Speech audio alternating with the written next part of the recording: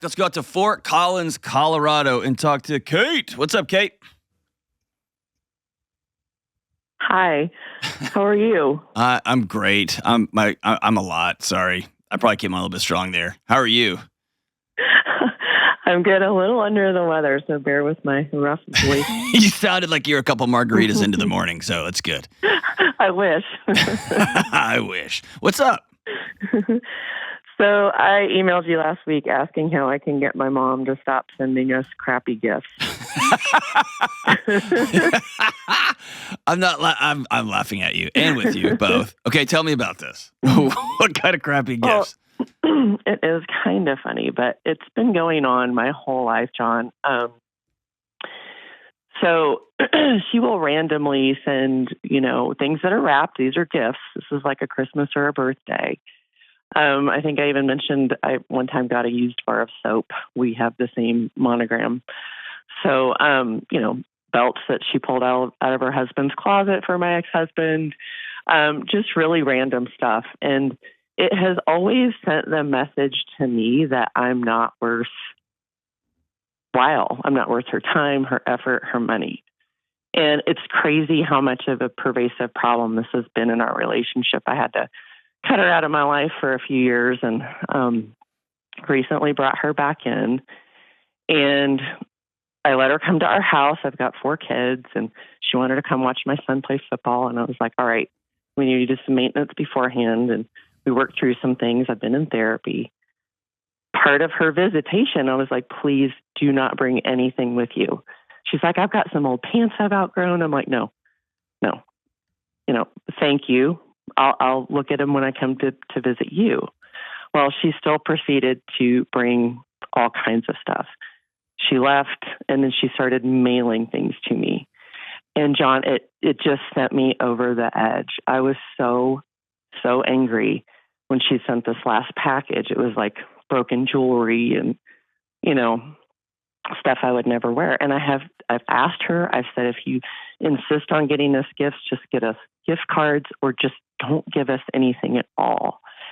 And, I don't want to come across as ungrateful, but truly, I'd rather just not have anything. I just don't know how to handle it. So, like in my mind, I instantly go to what seems like a parallel that I know is not, but it seems like a parallel, which is like junk mail. We're going to be in your area doing gutters, and we'd love to do your gutters for 10%. And that stuff never even enters my house. It just goes straight from my mailbox into the trash can, into the recycle bin or whatever. So there has to be something deeper. You mentioned earlier, you created a story around these gifts.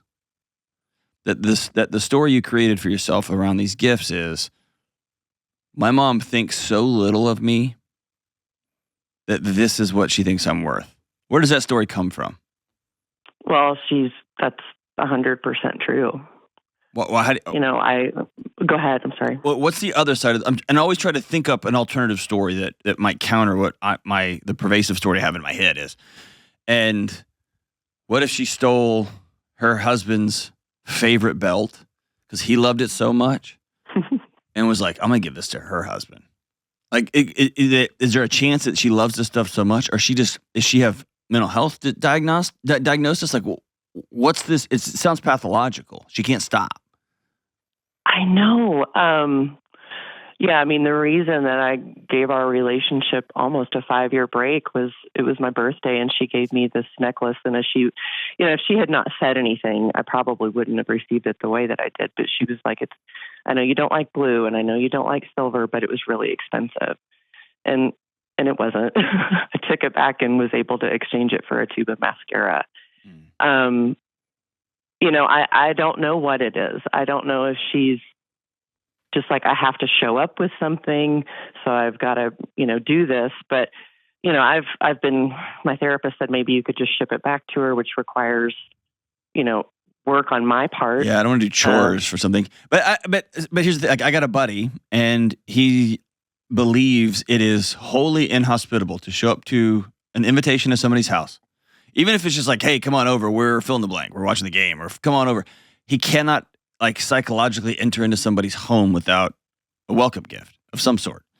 And he has shown up to my house with ends of mesquite wood, like in a bag, that go in a grill. And it would never occur to me to bring. So but I always look past it to. This is his small way of saying, thanks for having me over. And I guess in my head, there's no skin off of it, but I haven't created a story around it. So I guess the question I would ask you is, what's more important, your relationship with your mom or the story? Because the things that she's given you are benign. Unless it is her subtly and with a great amount of like claw digging, like just taking a dig. This is her way of flipping you off and being able to go, what? That's how it feels. Mm-hmm. But is that how I'm it is? trying to air that she loves me and that, because I would never engage in that behavior with my own children. Well, of course. And and so let's road test it. Okay. Like, imagine you've written that on a note card. My mom sends me gifts in the form like broken jewelry and whatever, dolls with missing eyeballs. And she gives me gifts that she says out loud, I know you're not going to like this, but wow, I spent a bunch of money on it. Put that on a note card, an imaginary note card, and hold it as far away as you can. Like, put your arm way out there and road test it. Read that. Mm-hmm. Is that story true? Is it true? I don't care how it feels. I guess. Is that story true? Yeah, it is. Okay. Then you've answered your question. And I think the humane thing to do is the way that you don't lose your humanity is you continue to treat somebody with dignity or in respect, even if they don't offer you the same. I'm a big believer in this. I think it would heal a lot of our world.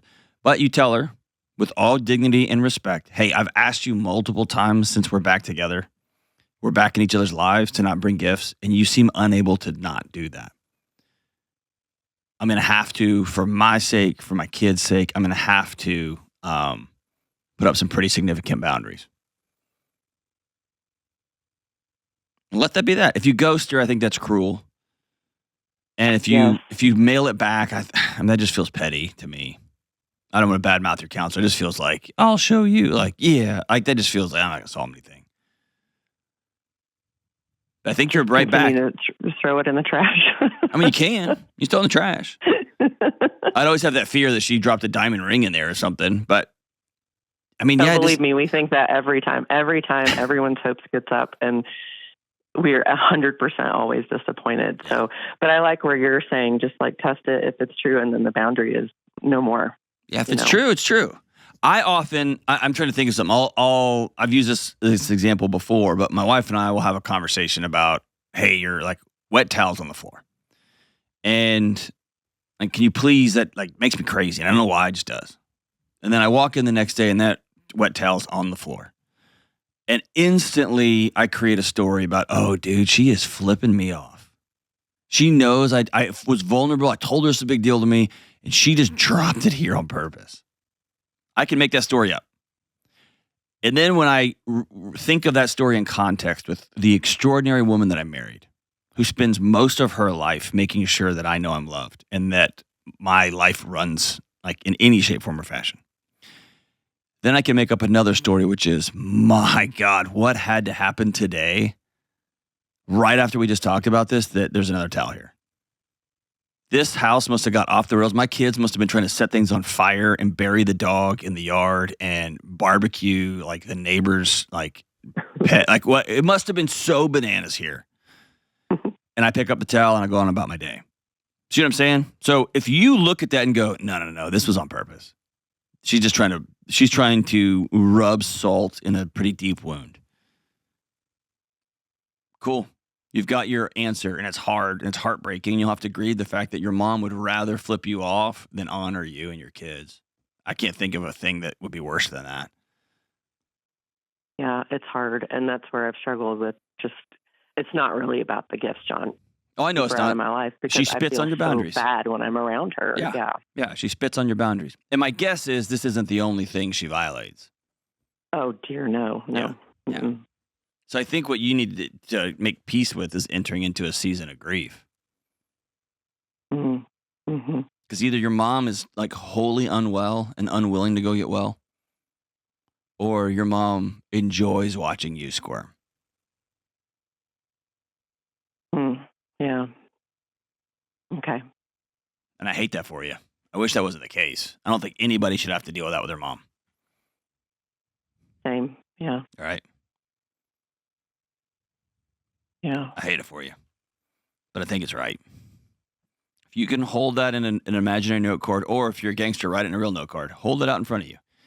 Is this true?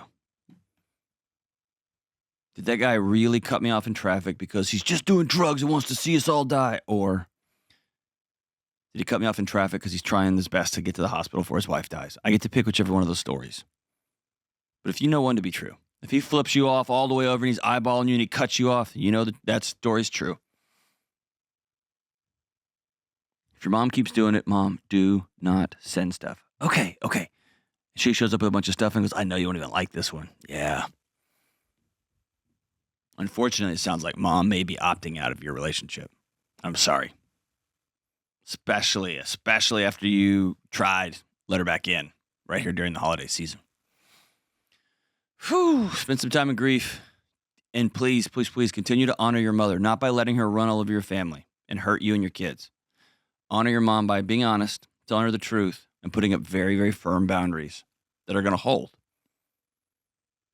Ugh. And then maybe you sit down up against one of those boundaries and just weep because it's not supposed to be this way.